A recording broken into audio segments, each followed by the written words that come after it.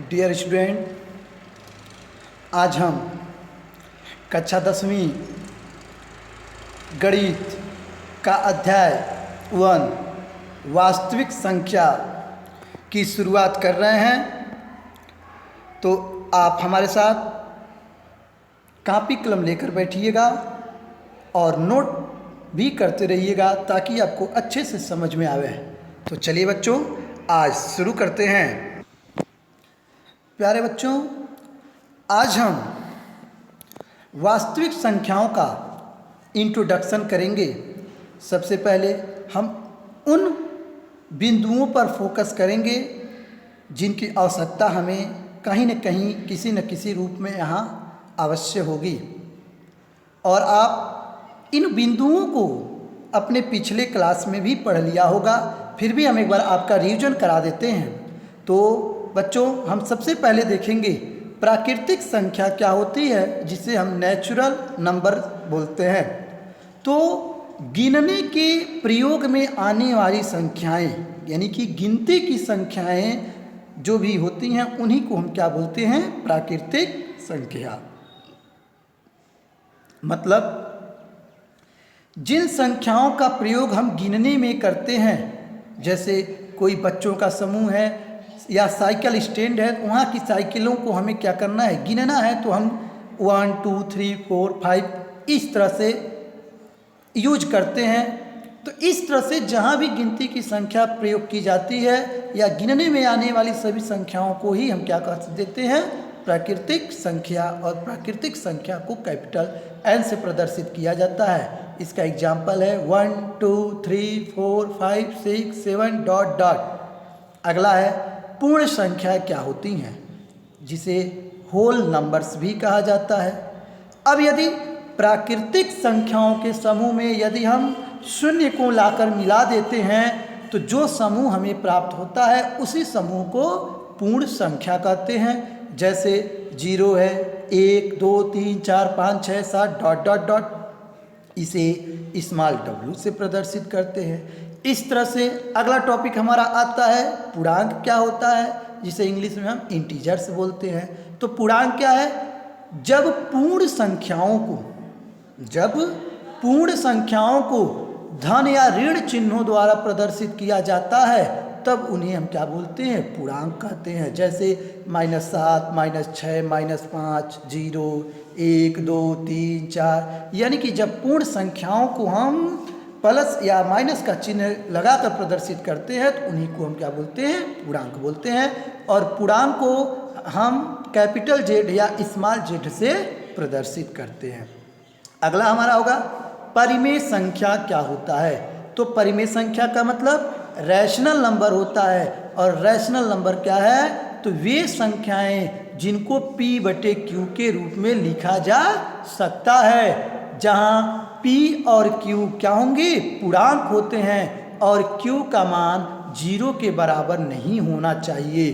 इस तरह से आपको बताया गया प्राकृत संख्या क्या है, पूर्ण संख्या क्या है, पूर्णांक क्या है, परिमेय संख्या क्या है। जैसे 0 की अगर हम बात करें, तो 0 के नीचे यदि हम 1 लिख दें, यदि हम 0 के नीचे 0 लिखकर यदि इसके बटे 1 लिख दें, तो इसे हम क्या कहते हैं?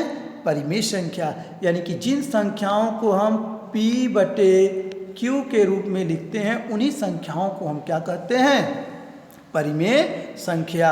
जैसे अगर हम जैसे की बात करें, तो हमारे पास 1/2 है, 3/5 है, 6/7 है।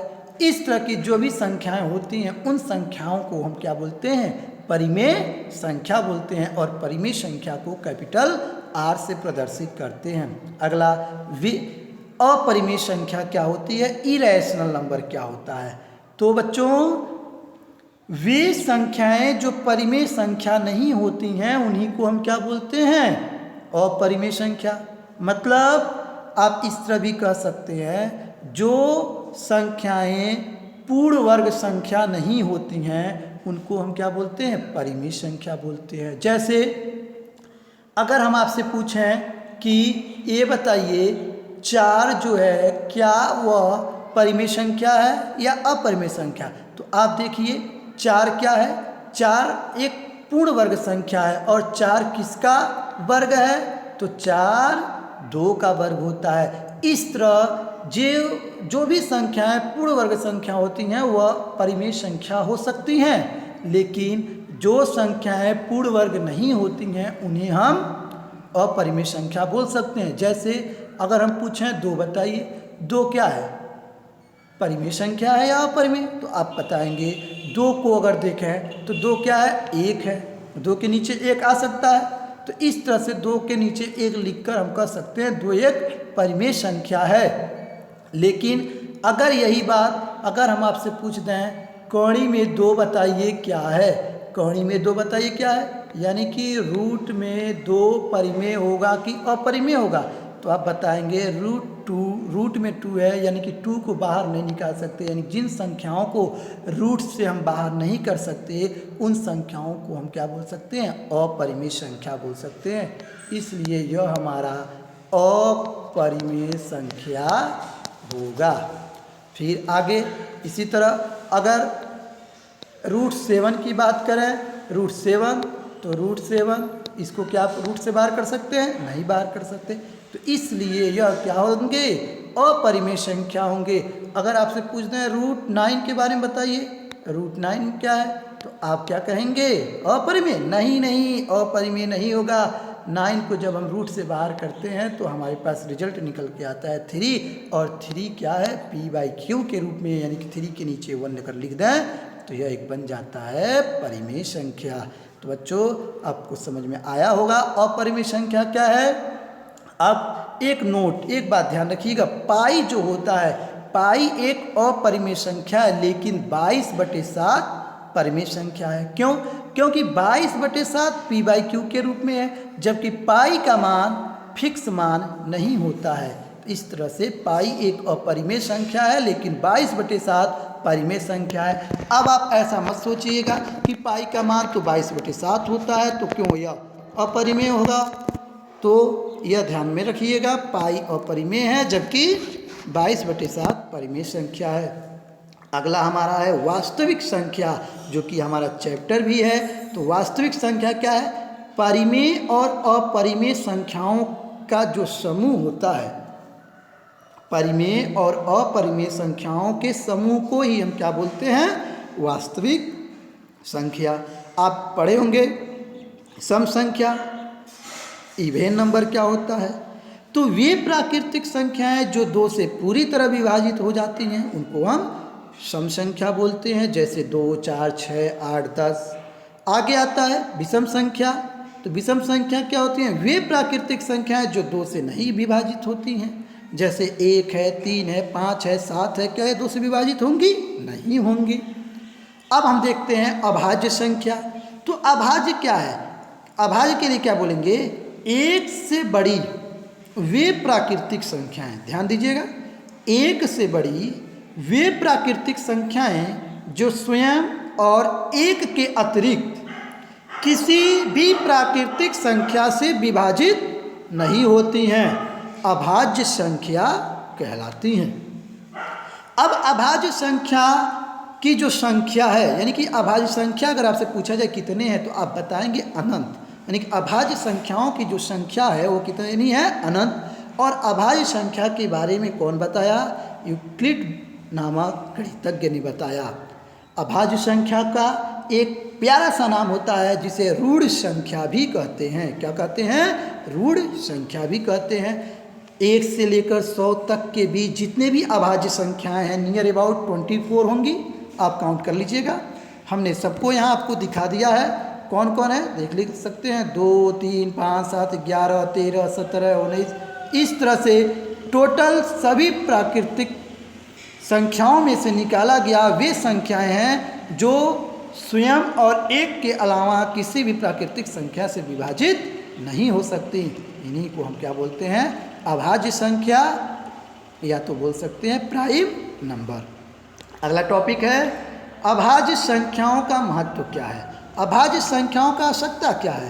तो एक बात आप हमेशा ध्यान रखिएगा, किसी भी अशून्य प्राकृतिक संख्या का जब हम गुणनखंड करते हैं तो उसका जो भी गुणनखंड होगा हमेशा और हमेशा आपको अभाज्य संख्याओं के रूप में ही करना है। क्या करना है? किसी भी अशून्य मतलब जीरो को छोड़कर किसी भी अशून्य संख्या का गुणनखंड अभाज्य संख्या के गुणनखंड के रूप में लिखा जाता है, नहीं अभाज्य संख्याओं द्वारा लिखा जाता है, न कि किसी और संख्या के द्वारा। और ये जो भी गुणनखंड होंगे अद्वितीय होंगे, यूनिक होते हैं। इसे अंकगणित का मौलिक आधार भी, मौलिक प्रमेय भी कहा जा सकता है। और अगला टॉपिक है हमारा भाज्य संख्या। तो भाज्य संख्या क्या है? जिसको इंग्लिश में हम बोलते हैं कंपोजिट नंबर। यहाँ भी हम क्या बोलेंगे? एक से बड़ी वे प्राकृतिक संख्याएं।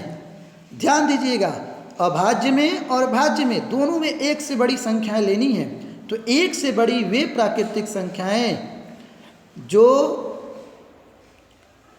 क्या है? अभाज्य नहीं है, जो अभाज्य नहीं है। बच्चों डिफिनेशन में थोड़ा छूट गया है, आप उसे सही करिएगा।